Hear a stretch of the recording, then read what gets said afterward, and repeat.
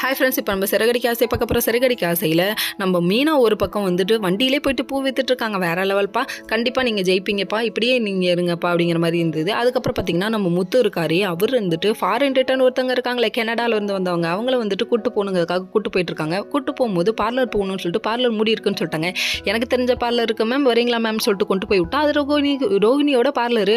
பார்த்த உடனே எங்கேயோ பார்த்த மாதிரி இருக்கேன்னு சொல்லிட்டு இந்த பொண்ணு யோசிக்க ஆரம்பிச்சிச்சு. யோசிச்சது மட்டும் இல்லைங்க, நீங்கள் எங்கேருந்து வரீங்கன்னு சொல்லிட்டு விசாரிக்க கனடான்னு சொல்லிட்டாங்க. ஆஹா, இந்த பொண்ணாக தான் இருக்கும்னு கன்ஃபார்ம் பண்ணிட்டாங்க. அதுக்கப்புறம் பேர் என்னன்னு கேட்டோன்னே ஜீவான்னு சொல்லிட்டாங்க. இந்த பொண்ணை தான் அடிச்சு நவுத்துன்னு சொல்லிட்டு மனோஜுக்கு கால் பண்ணி வர சொல்லிட்டாங்க. வர வச்சது மட்டும் இல்லைங்க, மனோஜை பார்த்தோன்னே இந்த பொண்ணு பேய் அறிஞ்ச மாதிரி ஆயிடுச்சு. ஆனதோட என்னடா உன் கூடலாம் வாழ முடியாது, உன் கூட ஒரு வருஷம் வாழ்ந்திருக்கேன், எனக்குலாம் பிடிக்கல அப்படி இப்படின்னு சொல்லிட்டாங்க. எல்லா ரைட்டுமா எங்கள் 27 லட்சம் எடுத்து வைமாங்கிற மாதிரி ஆயிடுச்சு.